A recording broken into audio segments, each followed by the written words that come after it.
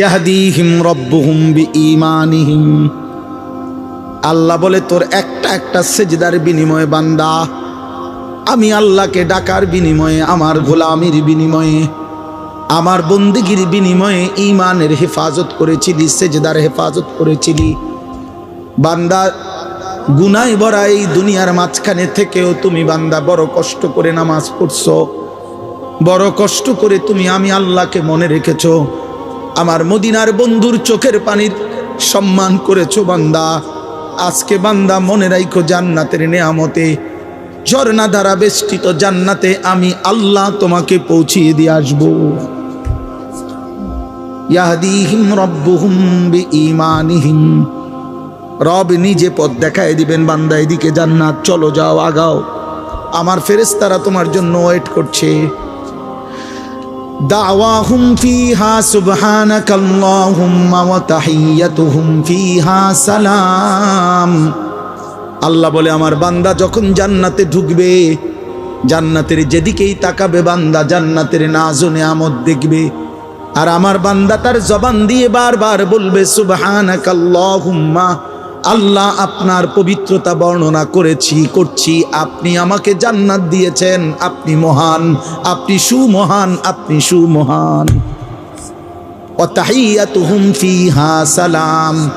আর জান্নাতি একজন আরেকজনকে দেখা হলেই আল্লাহ বলে প্রত্যেককে বলবে সালাম সালাম, আসসালামু আলাইকুম ওয়া রাহমাতুল্লাহ। মানে ইনিও বলবে ওনারে দোস্ত আর কোনো চিন্তা নাই, সেও বলবে দোস্ত আর কোনো চিন্তা নাই, সুখের আর কোনো শেষ নাই, দুঃখের আর কোনো সম্ভাবনা নাই, তোরও না আমারও না। চল বন্ধু মজা ভোগ কর। লাহুম মা ইয়াশাউনা ফিহা ওয়া লাদাইনা মাজিদ। আল্লাহ বলে বান্দা জান্নাতি তুমি যা চাইবে তা তো দেবই, আমি আল্লাহ নিজের থেকে তোমার চাওয়া শেষ হলে আমি আল্লাহ নিজের থেকে আরো কোটি কোটি নিয়ামত দিতেই থাকবো। তুমি চাইবা কয়টা, চিনোই কয়টা, তুমি জানোই কয়টা। তুমি ফল চাইবা কয়টা, তুমি জানো কয়টা। তুমি জান্নাতের নিয়ামত চাইবা কেমনে, তুমি বুঝো কি? তুমি জানোই কয়টা ফলের নাম, কয়টা ফুলের নাম। তুমি কয়টা ডিজাইন জানো, কয়টা সুন্দর চিনো। আমি তো আল্লাহ কোটি কোটি রেখেছি।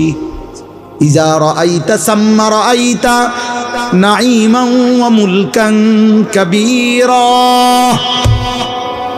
আল্লাহ বলে আমার বান্দা জান্নাত দেখবে, আবার দেখবে, আবার দেখবে, আবার দেখবে, ঘুরে ঘুরে জান্নাত দেখবে। আর চারিদিকে দেখে বান্দা বুঝবে আল্লাহ তাকে নেয়ামতে ভরা মুলকে কাবীর একটা বিশাল বড় সাম্রাজ্য দিয়ে দিয়েছে। আমাদের হযরত মাওলানা নজরুল ইসলাম কাসিমি সাহেব দামাত বারাকাতুহুমুল আলিয়া, উনি একটা সুন্দর কথা বলছিল কয়েকদিন আগে। উনি বলছিল, শহীদ শরীফ ওসমান হাদি, তুই চেয়েছিলি একটা আসন, অল্প কিছু জায়গা।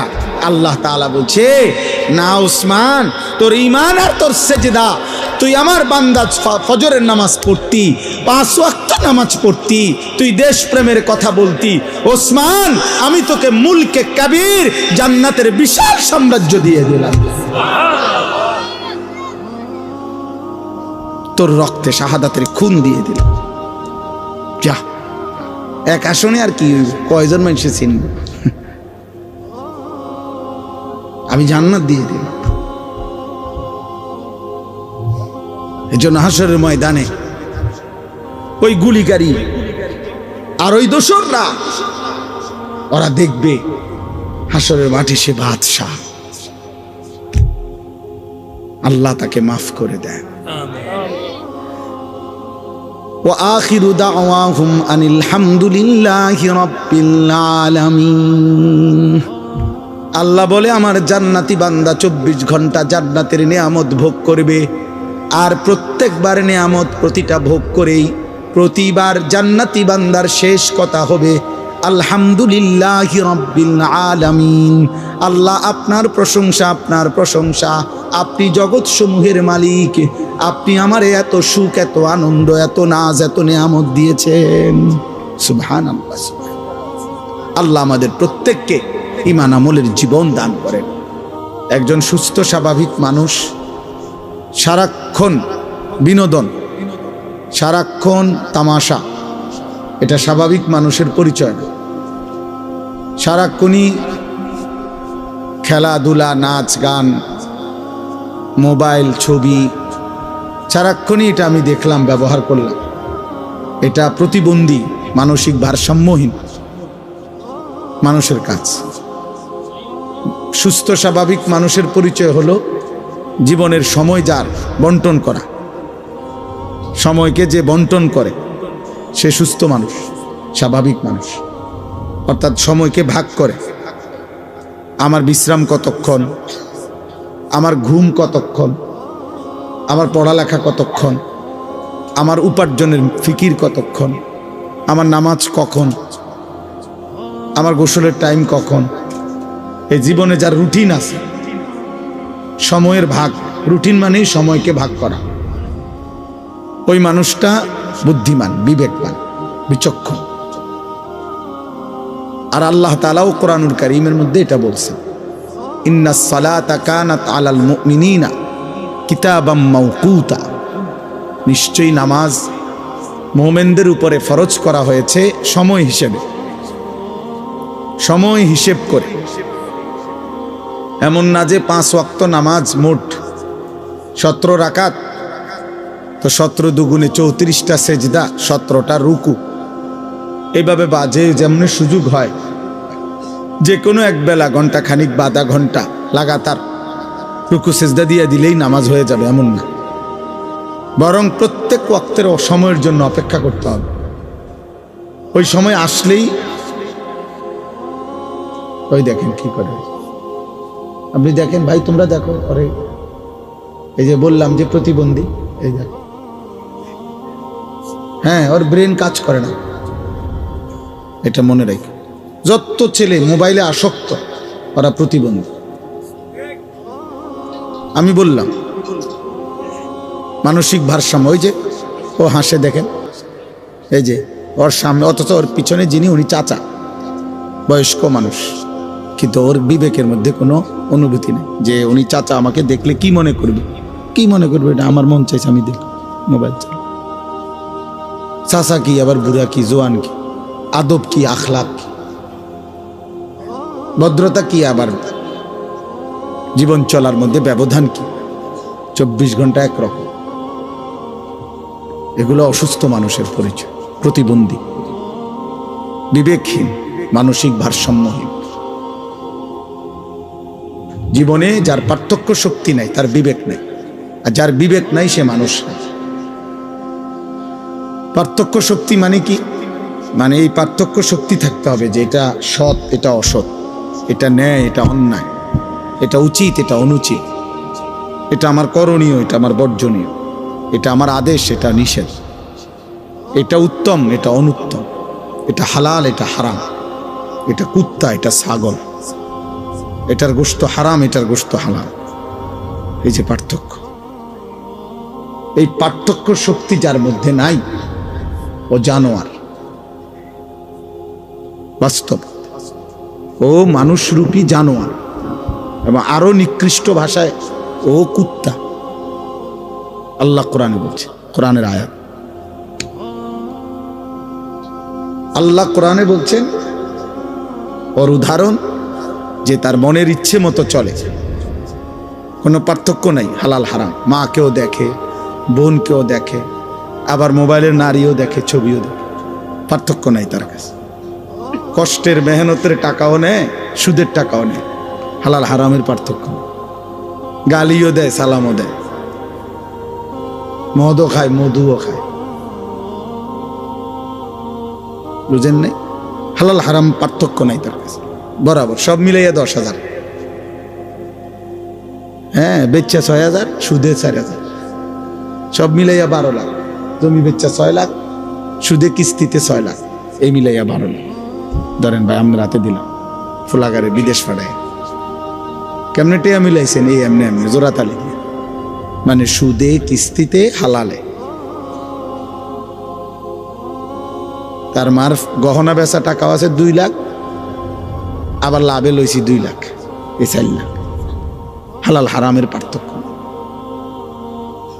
এই যে এই পার্থক্য শক্তি যার মধ্যে নাই, ও জানোয়ার। বিবেক বোধ যার কাজ করে, ও মানুষ না। কোরআনুল কারীমে আল্লাহ এটা বলছেন, ওয়াত্তাবা হাওয়াহু ফামাসালুহু কামাসালিল কালব।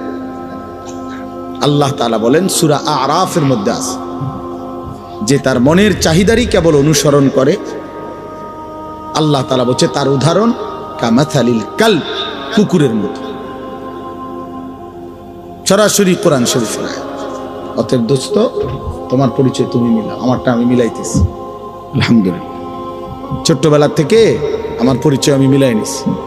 আমি জেনে নিছি আমি মুসলমানের সন্তান। আমার মা আমারে বলছে আমি মুসলমান। অতএব আমি জীবনে কোনোদিন কোনো বেঈমানের মতো চুল রাখিনি, কারণ আমার মা বলছে আমি মুসলমান। আমার রক্তে ইসলাম, আমার কলিজা ইসলাম।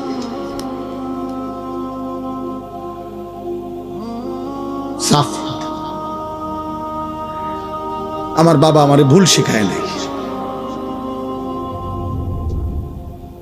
আমার মা আমারে আজীবন নামাজের জন্য উঠাইছে, ফজরের নামাজের জন্য উঠাইছে।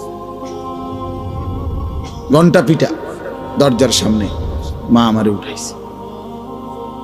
এই জন্য আত্মপরিচয়, নিজেকে চেনা অনেক বড় সম্পদ, অনেক বড় নিয়ামত, অনেক বড় ভাগ্য। এটা সৌভাগ্য। আমি চিনেছি যে আমি কে।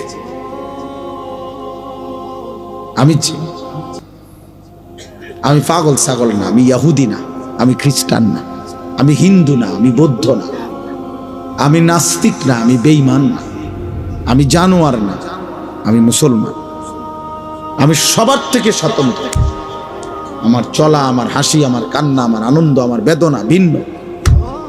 আমার আল্লাহ আছে, আমার রসুল আছে, আমার কোরআন আছে, আমার ধর্ম আছে। আমি লাওয়ারিস না বেটা। আমার বাপ আছে, আমার মা আছে, আমার একজন সৃষ্টিকর্তা আছে, আমার একজন পথ প্রদর্শক নবী সাল্লাল্লাহু আলাইহি সাল্লাম আছে, আমার জীবন চলার একটা কিতাব আছে, আমার একটা নিজস্ব ধর্ম আছে। যে আমার যেদিকে টানে আমি সেদিকে যাব কেন? আমি কি পাগল নাকি? আমি কি মাতাল নাকি? আমি একবার চুল রাখলাম ইহুদির বাচ্চার মতো, আরেকবার রাখলাম খ্রিস্টানের বাচ্চার মতো। আরে বেটা, কাপুরুষ বেটা, এমন অপদার্থ হইলি কেন বেটা? মুসলমান মার দুধ খাস নাই বেটা? বেঈমানের মতো চুল রাখলি কেন? কোন মুসলমান বাবার ঘরে বড় হস নাই বেটা? এক ওয়াক্ত নামাজের সেজদা দিলি না কেন? বলো বেটা, বলো। আমি দাঁড় করাই দেই এখন। বেনামাজি বেয়াদবকে দাঁড় করাই। বেনামাজির চেহারা দেখলে তো চেনা যায়, এই বেয়াদব তো দেখলেই চেনা যায়। এই বেয়াদব তো অসভ্য, বেয়াদব এটা তো চেহারাই ভেসে ওঠে এটা পাপী, এটা আল্লাহর নাফরমান, এটা গোটা সৃষ্টির যিনি মালিক আল্লাহকে যে পরোয়া করে না। আপনাদের বাবাদেরকে বলি, আল্লাহকে যে পরোয়া করে না, খোদার কসম পৃথিবীর কোনো কিছু দিয়ে তাকে ভদ্র সন্তান বানাইতে পারবেন না। এই বেয়াদব বেয়াদবই থেকে যাবে, মনে রাখবেন। মনে রাখবেন, এটা আপাদমস্তক বেয়াদব। আপনি এই বেদ্যফের টিয়া খাইতেন পারবেন আরি, তার টেহা দিয়া হয়তো আপেল মালটা খাইবেন আরি। কারণ সে বলতে চায় পরিষ্কার, বাফেরে গ্রামকে এলাকাকে, যে বেটা চেনো, আমি মাত্র 16 বছর বয়সে এত বড় জাহানের সৃষ্টিকর্তা, আমার একটা নিঃশ্বাস যার হাতে, আমি সেই আল্লাহ, তাকে বেটা কিছু মনে করি না। তুই আব্বা কিতা বেটা? তুই রে বেটা, আমি তো আল্লাহরই বেটা কিছু মনে করি না বেটা। আল্লাহকেই একটা সেজদা দেই না। উনি আমারে প্রতিদিন 5 ওয়াক্ত নামাজের জন্য ডাকে, আমি মাতিও না, আমি ফিররাও চাই না মসজিদের দিকে বেটা। হেতে বেটা এসে আমারে